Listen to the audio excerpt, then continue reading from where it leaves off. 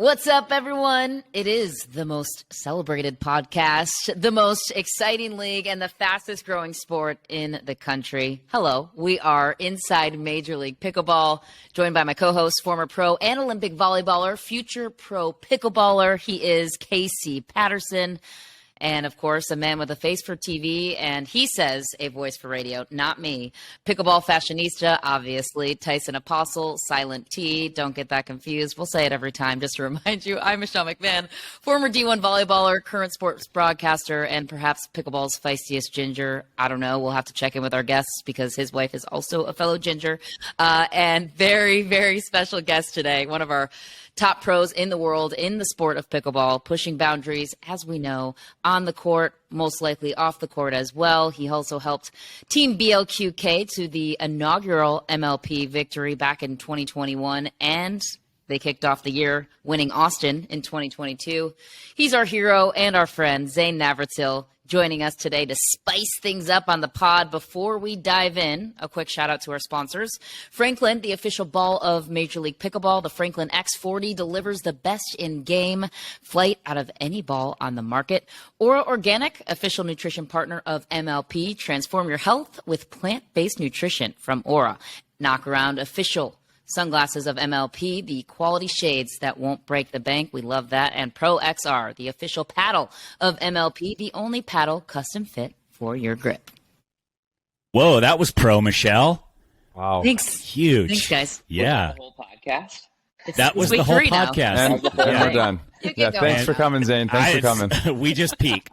We nailed it all. So thank you so much, Michelle. Intros were amazing and I think spot on. And we have a lot of exciting news to cover this episode, like incredible news. For those who don't know, which is probably most of the pickleball world, Major League Pickleball sent out a player letter to all of its players outlining 2023, and it is bigger, better, more, and everything best for the players. I, as a former professional cyclist, read through this letter, and I was like, professional pickleball is now legitimized. They have brought it to the level of professionalism that professional sport is expected to be. Zane, what do you think? You read through this. You got this letter, right? Yeah, I mean, I was just hoping that there were going to be some rules that I could exploit, but unfortunately, it was just good stuff as it relates to getting paid and being professional and whatnot. So, I mean, like the first things that really stuck out to me are that we're going to be reducing the amount of time on court, which I know a lot of us players have been worried about. Like, this shouldn't theoretically be an endurance sport like you're accustomed to, Tyson. Like, yeah, but it is the way that it currently is. Most of the time, if you're getting to finals, you're playing from 6:30 a.m. at the beginning of your warm up until 6:30 p.m. on an easy day, right? And so that's not something that's sustainable. It's something that MLP took into account with some player feedback. And I think it's going to help with some longevity of players. And I mean, there's a whole bunch of other great stuff in there. Which I'm sure we'll get into, but that's the first thing that's sticking out to me. Yeah. I mean, when you go through it, you're seeing that there's more money, a few more events. So there's twice as many events for next year. Over twice as much money, which means that this year, the highest paying pickleball events in the world, next year, they're outdoing themselves even more.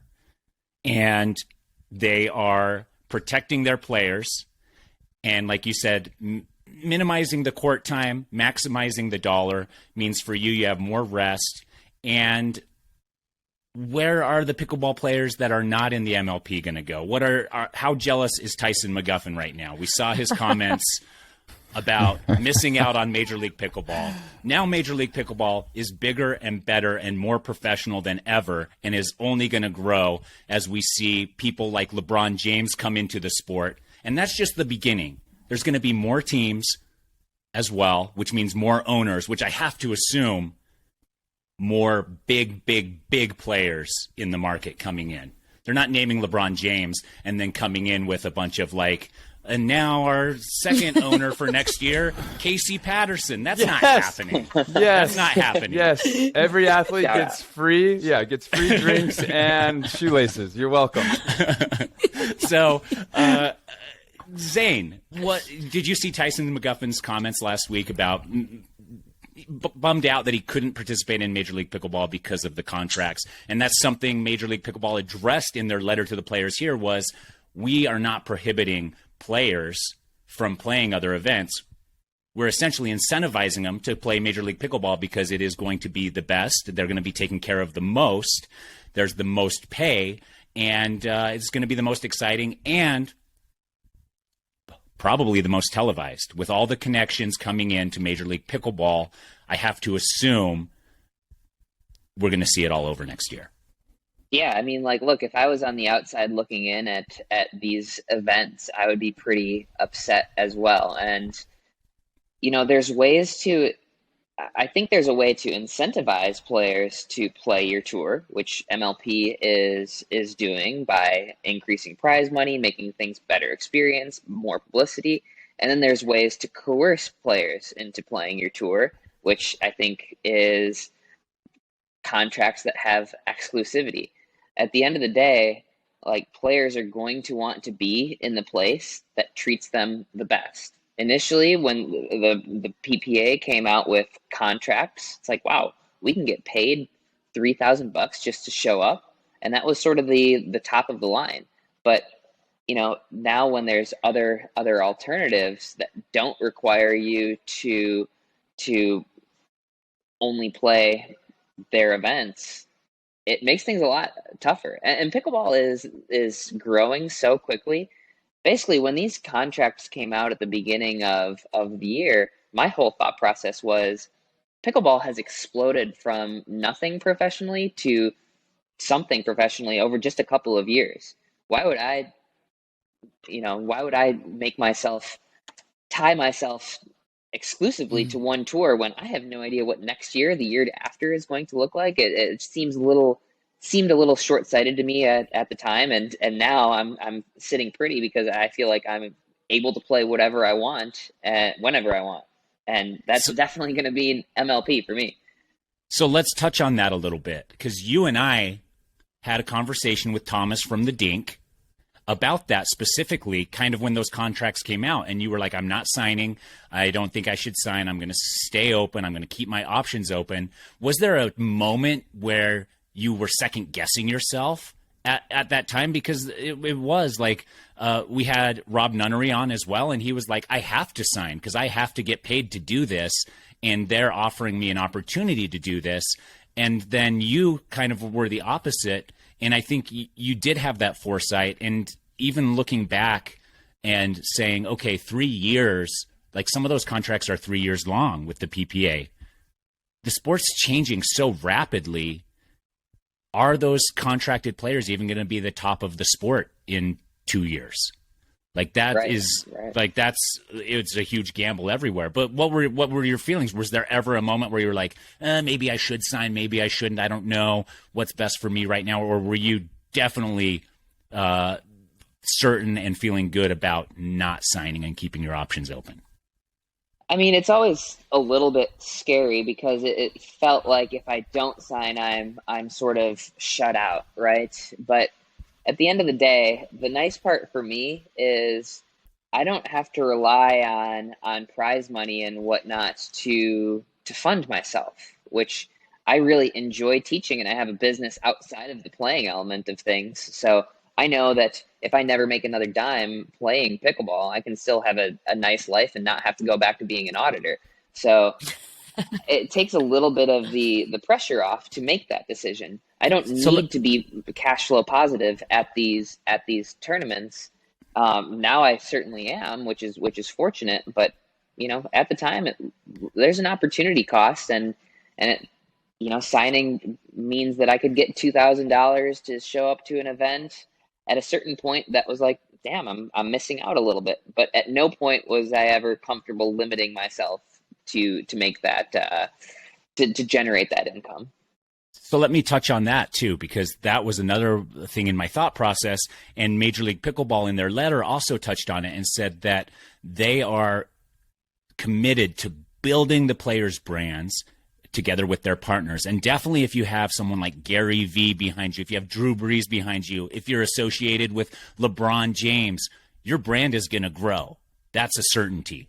And if your brand is growing, you're able then to not have to teach as much, not just because you're making more money playing pickleball, but because now you can charge a premium to teach players because you're a higher profile.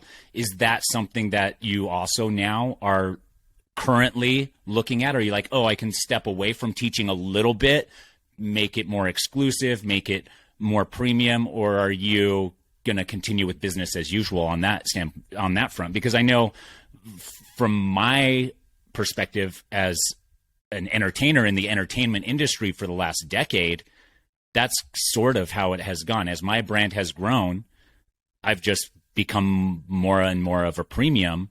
And yeah, what are you? You're the number one pickleball influencer, or what was the? Oh, I'm glad you the said it, Zane. He teed you up for that. He teed you up for that. He's like, oh, yeah. He's like, oh, I'm glad you brought it up. Thanks for bringing it up. You'd never ask. Thanks, Zane. I'm a lot of things, Zane. You can't box me in. Yeah. You can't box me in. But yeah, so like, I mean, oh, go ahead. Everybody's brand's going to grow from this, right? 100%. Yeah, I mean, look, I feel like I'm in an investment period right now where pickleball is growing so quickly. I just want to set myself up for, being able to pivot to whatever it is the, most lucrative thing might be, which is also something that you love. Well, yes, absolutely. I love playing, but I want to set up myself for, again, not having to go back to a desk job. So I'm trying to build a business, and building a business includes building a brand for sure, which is why I try to post very regularly on social media. I've filmed a lot of content, which I don't make money from, but it certainly adds to building the brand and with the turnover in pickleball and it being an emerging sport, players aren't going to have your 20-year careers like they might in MLB or NBA. And that's rare, of course. But when you're done as a player, what are you then, right? So I'm conscious of that. And while I want to play for as long as I can, and I love playing, I just want to be able to be involved in pickleball in one way or another. And I think that growing the brand at this point is the best thing that you can do. So yeah, having owners, Gary Vee, Drew Brees, LeBron, that should hopefully help. And more. There's more to come. We Absolutely. have been teased for more. I have no clue where it's going, but I mean, MLP is smart. They named LeBron James first. I have to assume there's other players on that caliber getting into the market, and I'm excited to see who it is. I know we have more teams coming up next year, which means there has to be more owners. Reading through that letter and you stating a little bit about your future, did you immediately think of ways to leverage that newfound brand growth or ideas, or are you still just like, I need to be relevant outside of the sport in 10 years when that comes, or 15 years or 20 years, and I just need to start building towards that now? Who knows what it is? Yeah, I don't exactly know what it's going to be. I'm just, I'm trying to grow and, like I said, be able to pivot to whatever opportunities are presented. But, very fortunately, I feel like I've made good allies in this sport, and I actually sit on the board of directors with Major League Pickleball. Lots and lots of, as you mentioned, lots of very smart people on that board, and makes me feel dumb, but that's okay. That's good. Yeah. So let me walk you through the season next year a little bit. Hypothetically, 2023, you win the first MLP event. How many other events are you going to between that one and the second one? You have won the prize, big prize. Are you now at that point mostly focused on MLP and everything else is just maintenance between those events? Or are you still going out and playing a full schedule? I'm definitely going to do, look, MLP, I'd be curious to know what it would be like if there was a even longer season than 6 events, and it takes time to ramp up to that. But, I enjoy playing, and I don't think I'd be happy if I only played 6 events per year. Maybe 6 events are my main focus. Just like right now, there are different tiers of events. So I'm definitely going to play outside of MLP, but maybe I'll focus my training around peaking towards MLP as well as some of the other bigger events like the New York City Open or US Open, Nationals, that type of stuff. But it's nice to have 6, what are going to be enormous events to focus on and schedule around and whatnot. Yeah, I don't know. I'd be curious to compare it to your cycling background. Like, obviously there were some events that were more important than others that you try to peak for. And then there are some events that you do try to sort of play through your training. And I think that's going to be true of next year as well. I don't think there are going to be any players that are only playing the 6 MLP events. Right. Yeah. The cycling, you'd usually try to be in peak physical fitness for probably 2 cycles in the year. And that peak fitness could last a couple weeks. So you'd try to choose like a block of a few races in that couple of weeks to really like make sure you're at your exact proper weight. You're at peak fitness. You've tapered into the events. With pickleball, I think you can be at your peak more often because it's a different sport. It's not 6 hours a day of racing. It's, and so, but I think, then that's what I kind of was wondering is that like MLP is going to be your focus because there's the most money to be made. The awareness is at the highest. So your brand will be built the most based on great results there. But like going to APPs or PPAs or even smaller events to stay fit and practice and keep up is probably the way that a lot of these players are going to go. Yeah, I mean, like you said, it's nice to be able to do whatever we want outside of MLP. I'll be there those 6 weekends, and then I get to schedule whatever else I want to do. If I want to just hang out in Austin, sure. If I want to go play pickleball, sure. I mean, that's assuming you get drafted. Assuming I get drafted. Do we know when Casey is making a push here. You know that. Push. Exactly. That's true. I'm fine for That's that true. I'm actually trying to peak at 4 times throughout the year instead of Zane's 2, so I'll probably be a little bit more valuable. Zane's trying for 6. Yeah. So LeBron, you heard it here first from Casey Patterson's mouth. He's declared himself eligible. I'm officially eligible. Thank you. I'm glad. Is the duper high enough though? I don't know. Yeah, I've got to get over. What do I have to get over? Like a 5.8 or something to even be considered a 6 or something like that. What's the cutoff?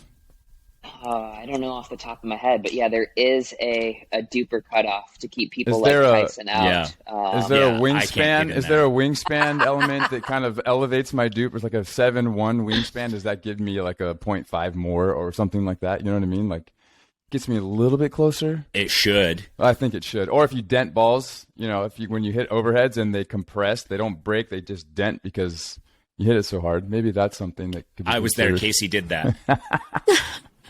I think that should add at least some certain amount of decimals for sure. Yeah. So I agree. With these owners coming in, Zane, is the feeling of the players like I know that the first like really like popular one that was going to add value to people's brands was Gary Vee. Was there like a hope for players to be specifically on the 5s because of Gary Vee? And with LeBron coming in, is there going to be like, are the players like fingers crossed they get this owner or that owner for whatever specific reasons, or does that not matter so much? Yeah, no, I mean, like, there's definitely people that, LeBron is going to be a celebrity to any of us, right? Like, I mean, Gary I'm Vee assuming is a celebrity. I mean, just so it would just be cool. right? You could almost geek out as a fan of LeBron or Draymond Green or Kevin Love or whoever. Yeah, you want to get to know those guys a little bit for sure. Yeah, when I heard that Gary Vee was an owner, I was like, yeah, that'd be great. I would love to be on Gary's team. I ended up with Richie and Justin, and I had unbelievable amount of fun. And the whole crew is going to be back together in Columbus in a couple of weeks, and so no regrets that I wasn't on Gary Vee's team, because I made great relationships with these owners. And even if some of the current existing owners aren't the same sort of high profile people that you might see, but also that might mean they're a little bit more willing to have conversations and work with you and help. Like, I mean, some of the people that I'm sitting on the board with are geniuses in their own way, and they're just not say that we're geniuses too. You could say that, just like you could say this is whatever you said at the intro, the number one, the most celebrated podcast welcome. in the sport. Yes. That's You're true. already there repeating it. It worked. You're already. That's actually true. Thanks. We appreciate that. Thanks for the shout you do out. raise a good point Keep there. you guys humble. Got to keep you guys humble. Keep you on your toes. Let's go to the team BLQK, Zane. You win in Austin. You don't win in Newport. The team has remained the same. What are you changing up? What's the team changing up? What is your preparation like? There's so many questions I have for you. What are you guys going to do different in Columbus to ensure victory here? And will you win? Yeah, so actually, it's interesting that you said that, because we are the only team, the only of the 12 teams that didn't make a transaction throughout the entire season. So we're the only original team that still exists, and we're going to keep it that way. I mean, look, I don't think you can change something when you've won once and finished runner-up a second time. We were right there, and Paris, unfortunately, had hurt herself during the second day or maybe the first night of MLP over in Newport. We were able to claw our way all the way to the finals with Lacey Schneeman and Rachel Retker filling in for Paris, and we were right there. Paris played the last match, not 100%, but she gave it 100%. And, I think if Paris is 100% healthy, which she's been back to playing, she's playing great, I think that we can be right there again. So will we win? 100%. Let's just tune in till next year. Columbus is a done deal. That's a full call out already. You're calling it out. It's a guarantee. Give him his money already. Now. That's what you're saying? Yeah, Steve, sign me the check. Come on. No, I'm just kidding. No, that is the cool part. You could be a complete and total favorite, which I'm not saying that we are in this, but anything happens in these MLP matches, just with the scoring, the format, everything. Like, you could be a total favorite and not win this tournament. So, which I feel like goes back to the very beginning of the whole discussion here, is that having an exclusive contract with a specific pro tour and then another pro tour that has a whole different universe of elements is somewhat ridiculous in my mind, because we had the same thing on our pro tour. It'd be like we had to sign a 3-year exclusive deal, and we were trapped in, and if we wanted to play anything else, they gave us the old, oh yeah, well, if you ask permission and it doesn't conflict with something, you can go play. But they never let anyone play, and if they did go play, they got banned for life type of thing. And so it's like, this is a completely different format, a whole different infrastructure. It's not even the same thing, in a sense, for me, with like the whole team aspect, the ownership, the way that the whole thing's played. It's like, for me, it's like playing 6-man volleyball compared to 2. It's totally different, and they're completely different worlds. So I think that, like, McGuffin being upset about it and having that video, I would feel the same way as he does. I'd be like, dude, you got to let me in. If I'm only doing pickleball and that's all I do, you got to let me play everything possible, because I got to make a living. You can't limitly and lock me in.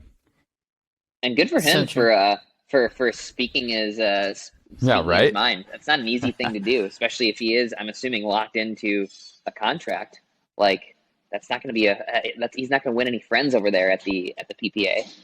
Well, maybe he's now in violation of his contract and they let him out of it. For social media post. Yeah, a calculated interaction.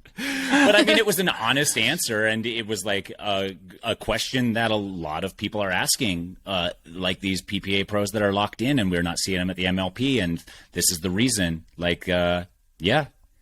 Have you talked to anybody over at the PPA or anybody, Zane, like just from a player's perspective on what some of the conversations have been like behind the scenes of like, man, I should have done what you're doing, or what have your interactions been like, if any? Well, I mean, I think ideally players would have it both ways, where they get paid to show up to PPA and then they can also go do Major League Pickleball. I think the real issue is the exclusivity. They want to be able to go play MLP if it's not on a PPA weekend, which to me, from the outside looking in, that seems like a reasonable enough request, especially as you mentioned, Casey, that the formats are a little bit are certainly quite different.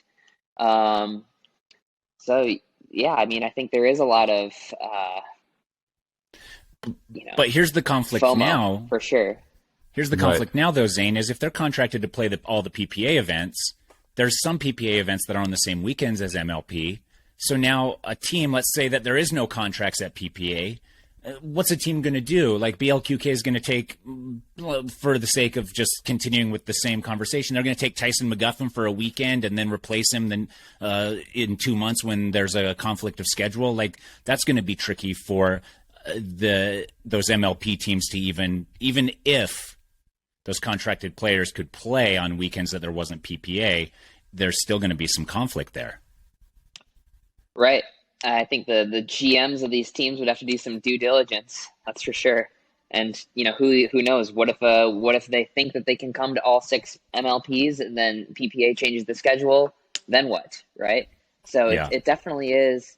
It's tricky. It's very, very tricky, and there's no good answers because they are locked in, right? The players are locked in, and the PPA holds the power there. Getting back to the Columbus prep and stuff, what are you guys doing? So you've kept the team. You're the only team in MLP this season that has remained the same foursome. Paris was injured in Newport. Would you have won had Paris been healthy in Newport?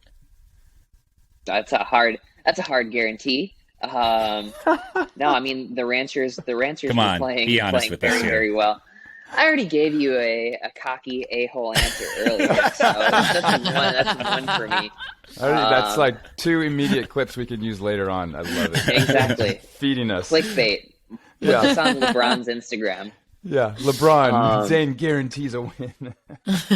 Okay. I'll give you the worst answer and the one that you don't want to hear whatsoever. We're gonna give it our all. That's all. We'll take it one point at a time. Yeah, and you can give a better cliche than that. Right. Let's see. So what in else can I say? We'll try our hardest. But what are you We're doing? gonna leave it all out on the court. It's the whole There you team go. effort. Everybody's important. We all play a part and take away time and No space. I in Good team. gaps. Just kidding. That's a hockey one. Yeah. What are you, Zane? What are you guys doing to prepare? Are you doing something differently to prepare? Are you preparing more as a team? These events are becoming more and more important, and I think with this letter coming out, it's definitely more of a priority now to be successful in these MLP events, just to set yourself up for next season. What are you doing anything different to prepare than you would do outside of, your normal season and your normal routine? Is the team as a whole together doing something different? Are you all on a text chain, texting back and forth? Are you guys meeting up and practicing? What does all of that look like? Yeah, so if I could go back to the beginning of the year, knowing that I'd be on a team with Rafa, Paris, Irina, I think we all probably would have been more likely to schedule regular tournaments with one another, like go and play an APP together, go and play a PPA together. So, however, the way that most of us run our schedules are, I'm currently making my schedule for 2023 and planning these things out pretty far in advance. So it didn't work out that we were able to do that. Really, all we're going to do is continue going about our training. I trust my teammates that they're doing their stuff on their own. Rafa's over in Alabama. I think Paris is in Florida and Irina's in California. I'm here in Texas. So it's pretty we all have stuff going on. It's pretty tough to get the team together. But, you know, as the sport continues to evolve, like it is, and like what MLP has published, you know, it's going to be more and more enticing to sort of get the whole team in one spot a couple times a month, or play some of these tournaments together, because there's no other prize money payout like it, right? I ran the numbers today, and I think if you were to win out everything, the way that I understood it is you could make about $230,000 just from MLP over 6 weekends, right? Then that's winning everything. So, I mean, that's a guarantee. I gotta quit my job. That turns Zane full-time pickleball. You don't have to worry about anything else. That's all you would do. Yeah, that's Absolutely. The dream. That's the dream. 100%. So that's very, very cool to see, because I've been around pickleball since before there was prize money. And did you have this vision for pickleball? Did you know that it was an exciting enough sport that it was going to grow to this? No, I had no idea, and I wasn't even focused on it. I was just focused on enjoying my local play, beating up on Harvey, Lyle, and Al at the Cesar Chavez Center in Racine, making sure that those 70-year-olds didn't beat me again. Harvey, right? I have to check you on that. Harvey. You told me that Harvey, Lyle, and Al first humbled you 10 years ago in our last conversation, Zane. They did. So what's but true? Then I started beating them, and I need to make sure that Harvey, Lyle, and Al don't make a comeback in their late 70s on me. Senior only time was the OG. Yep. We're the earliest absolutely. roots of pickleball. That's wild. Mm-hmm. I mean, what's your perspective on? Yeah. I know. What's your perspective on? I know you've talked about just how the sport has grown, but being so integrated with Major League Pickleball, how has this league in particular taken the sport to another level in your mind? Yeah, well, the cool part is I think pickleball is in a spot that most people have heard of it. Most people probably don't understand what it is. They say pickleball, oh, is that it's akin to, spike ball or bags, cornhole, the game that people sort of play in their backyard. But now when you hear about Major League Pickleball and turning it into a team sport, I think it lends far more legitimacy to it. Having LeBron as a team owner, people are no longer thinking like, oh, that's the thing that you screw around with in your backyard with your dad, mom, and grandparents. They're like, oh, it's a legit thing with trades, drops, ads, everything. And having a full season long format, I think will help people, align with certain teams that they like better, have a sense of urgency, where right now the tournament scene is quite atomistic, where every tournament is its own thing. And there's no, like, if I do badly last week, who cares? There's another tournament next week. But now in MLP, if I have a slow start to the season, we're not going to make the 6th event. I'm not going to be in the chase to win the overall player best singles or best doubles, award. So everything counts, and it builds up like every other sport that has a playoff. So I think, making MLP more than just one-off events is something that will continue to add more legitimacy to it and help people understand that it's a real, serious, intense sport with real money. Is there, you touched on it a little bit, that, because there's now a season-long kind of story arc for these players and the fans, it's going to be more like, you're going to have your favorites. You're going to have the villains. You're going to have the heroes. You're going to have the underdogs. You're going to have all of this, which also creates a lot of excitement for the viewers. What will your role be Will you be a villain? Can you be a villain for us? Is that something? Absolutely. I was actually just about to, I was saying pickleball needs a good villain. I'm John working McEnroe. on my rebrand. John McEnroe? Yeah, I'm going to start. You'll see me in 2023 smashing paddles, cussing out referees. Okay. Yeah, that'll be the brand for sure. I mean, legitimately, like pickleball needs somebody to hate. every other sport has the bad guys, right? Good point. Pickleball needs somebody to hate.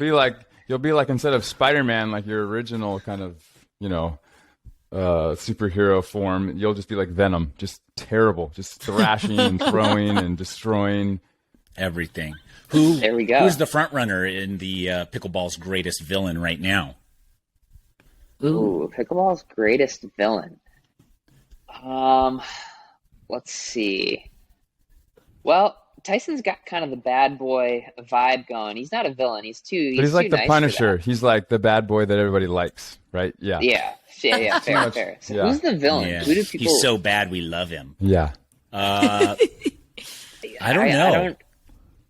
Who's because there's like is Matt Wright known for trash talking? Isn't there people that like under their breath kind of trash talk, like the old Michael Jordan trick where they like stealthy smile style and whisper at you? Is there someone like that?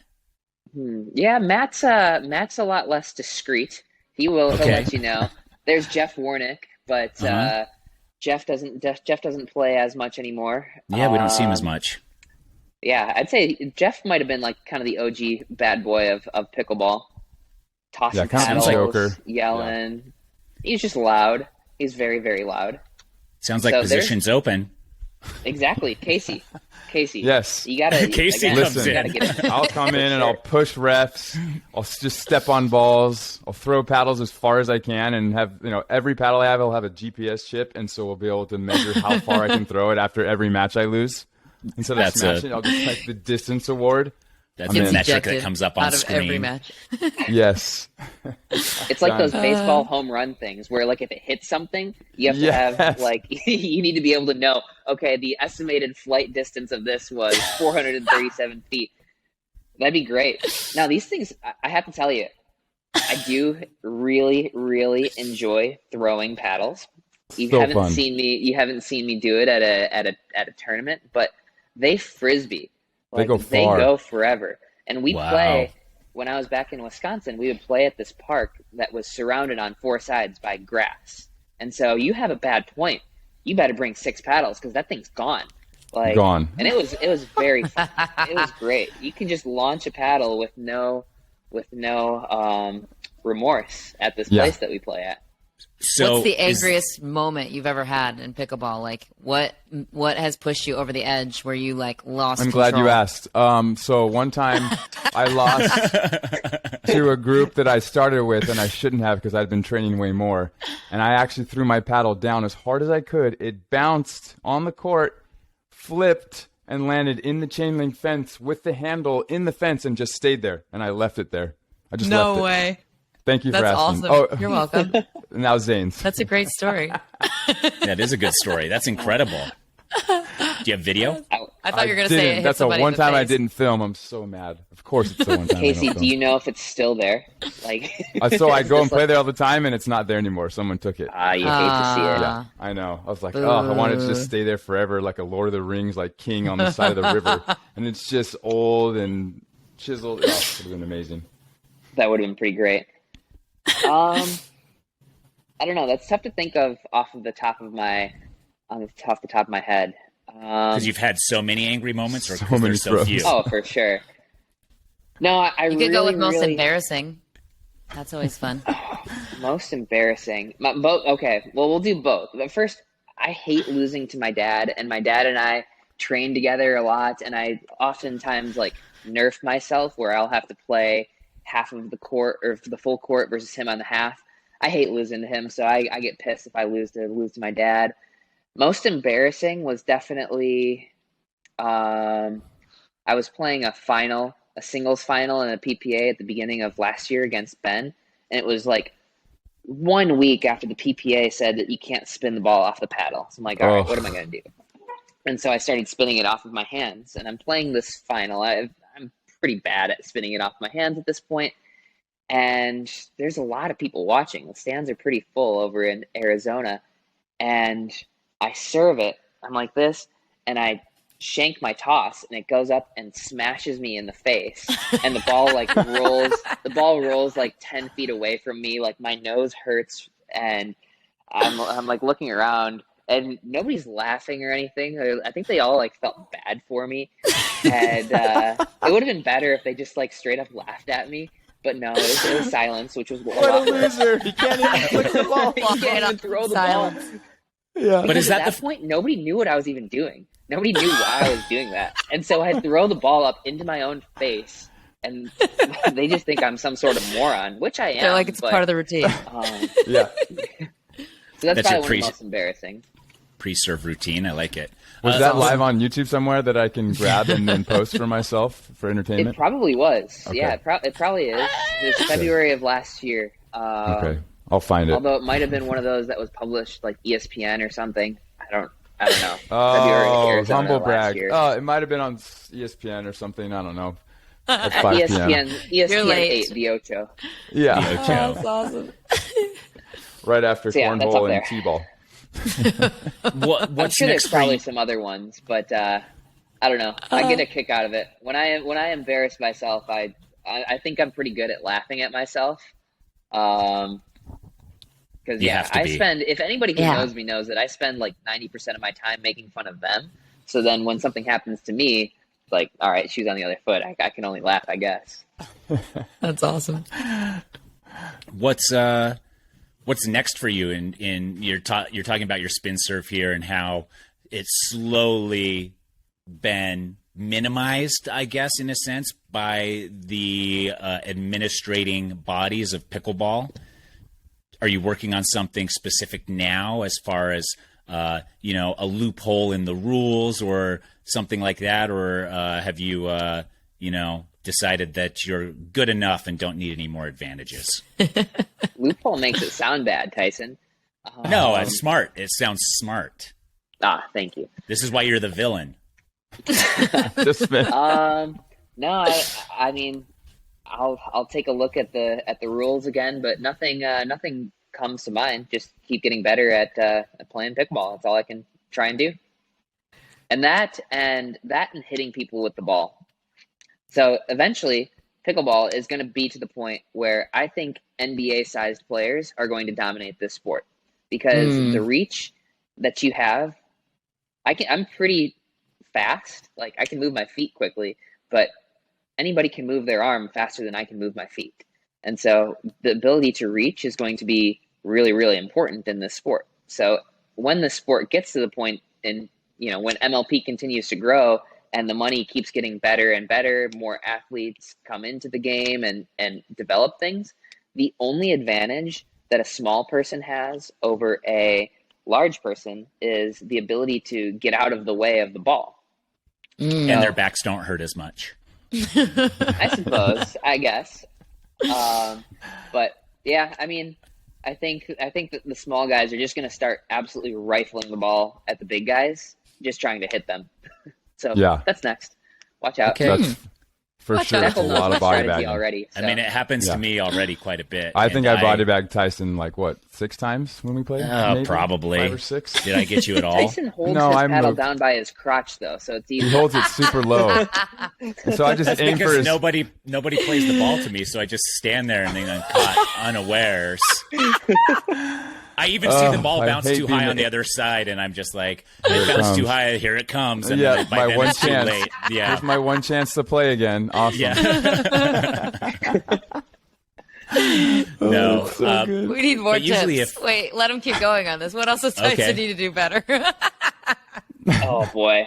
Where do I start? I did a lesson one time with Tyson. Actually, Tyson and I did, we filmed some stuff around the time of that tournament last year. It was a lot of fun. Yeah. You stayed at my house. I did. Yeah. Zane stayed at my house, my guest room. We had a great time. Maybe Tyson taught you the ball trip to the face. Makes sense. Maybe, that's where you learned it. Yes. There we go. He's like, this will really screw up your opponent. You just hit yourself in the face. It's all about distraction. Yeah. No, Try I do. This one. I'm still so proud about those first 2 points, Zane. Zane and I played real singles. I did the perfect drive drop twice in a row for the first 2 points. He did. He really did. I could see on Zane's face, like, what is happening right now? And then he scored 22 points on me consecutive to win out that game, and then iced me on the second game. That's when you just say, I win by 2. Doesn't matter. I know. We're not I tried to leave after the first 2. point. I really tried to leave after the first point, but I didn't get my steps in yet, so I had to keep going. That's what happened to me. I played Ryan Sherry. I lost 11-1, 11-0, 11-0. Like, I didn't even... Oof. I was like, oof. I don't know if you're going to be eligible for this draft, bro. No, that was singles, dude. It was singles. Leave me alone. It wasn't a triple pickle, so that's good. Yeah. Yeah. Nobody's ever double triple pickle. Thank you very much. Yeah, right. Yeah. A triple pickle is grounds for leaving the sport completely. I have to retire immediately. Yeah. Maybe that's what we should rename the podcast. The Triple Pickle. The world-renowned Triple Pickle Podcast. That's a pretty good name. Or the Golden Pickle. Yeah. Zane, you moved to Austin. You and your girlfriend, Jen, right? Fiance. Oh, dude, with all this MLP money coming in, too, Zane, you're going to have to buy her like a $60,000 ring. Jewelry, rings, exactly. She's got a ring already, but we made an agreement that before the first MLP of this year, the one that was in Austin, if we won the $25,000, that our dog Murray gets to get this little Lululemon backpack, which I thought was ridiculous. Like, why does our dog need a tiny little Lululemon backpack? And Jenny's like, so he can put his ball in there, so he can carry around his own ball. How cute would that be? And I was like, that's no, not going to happen. Like, She's like, fine, but if you win MLP, we have to get Murray his Lulu backpack. So Murray is now that's where we spent the $25,000 essentially. Lulu's that expensive Lulu now? backpack. Well, no, the dog backpack. It was like 40, but it felt like 25,000 for my dog's backpack. Okay, cool. What deal do you have with her for this third event? We don't have one yet, and hopefully we don't end up with one. So I'll reach out to Jen on Instagram and let her know to come up with something for us. Yeah. How do you like Austin? Are you loving it? Or is this the move? And what was the purpose? Was it to get out of the Wisconsin weather or to be closer to Dreamland? All of the above? Yeah, no, we're really enjoying it. Jenny loves her job. She's working at the corporate headquarters of Kendra Scott. And we made the move because we did want to get out of Wisconsin. And there's a ton of very, very good pickleball players here to train with. And so while this is my full-time job, I want to be able to train as much as I can and as efficiently as I can. And Austin is just a cool place to be. In hindsight, maybe not moving July 1st. That probably wouldn't have been the move. Oh my gosh! But it's finally getting nice outside at the beginning of October now. So, yeah, it was like 105 every day for the first 6 weeks we were here, and it didn't rain once, and there were regrets. But now it's great. There were regrets. Yep. Anything else before we shut this thing down? I want to say something. Saying paddle throwing contest. We have to do content here. Who can throw their paddle the farthest? We get 3 tosses each. Let's not lead tape your paddle like 4 times over secretly and then tape it so you can throw it farther. No, they have to be weighted the same. Yeah, it has to be just like we'll bring a food scale. Stock paddles, far as they can throw it. But you use a gearbox paddle, don't you? Yeah, it's kind of like it's a rocket ship. Oh, it's like the super Tesla aerodynamic. of throws, right? Yeah, that's a cheat code. That's a cheat code. I need to get something a little bit thinner. There should be specifically designed paddles that are for tossing only, that are pretty cheap. So you just keep it on the side there. And after you do something that you're so mad at yourself for, you have a smashing or a tossing paddle. And everyone in the crowd knows it's coming. They see it. Oh, here he goes. Yeah, he's going for the throwing paddle. His smashing paddle. Yeah. Yeah. He's going for the throw You paddle. talk about getting Vegas involved and getting betting going. Yeah, that could be a great over-under on how many times Zane whip out the throwing paddle and toss it. Oh my toss gosh! it a couple courts out. Yeah. What's the Kids in over-under? kayaks on the outside in the water, just like rowing to the paddle as it's floating before it sinks, like the baseballs. When I was racing mountain bikes as a junior, they had an extracurricular event that was a bike toss. And they just had an old beat up bicycle there, and they ran a contest outside of the event. And I think that you could definitely add a paddle toss event as well, where you just have a paddle sponsor that sponsors the paddle toss. They have a stack of 30 paddles there, and each player gets to toss it out into the field like the javelin, where there's like yardage markers. And then you have a guy out on the field that runs out and puts a pin where the paddle hits the ground first. Yes. Make it real pro. Yeah. We should do it at Columbus. Let's do it at Columbus. I'll organize There you go. it since none of you guys want to work anymore. Yeah, let me get a patent on it first so that I can license it to you. Zane, always a pleasure. I'm sure I'll see you in Arizona at some point here soon. And I want to thank Casey and Michelle as well for being here and making this thing run. And very, very exciting stuff in MLP. And A guaranteed win. A guaranteed win. And I'm telling you, this is just the beginning of MLP. It's going to keep growing, keep exploding.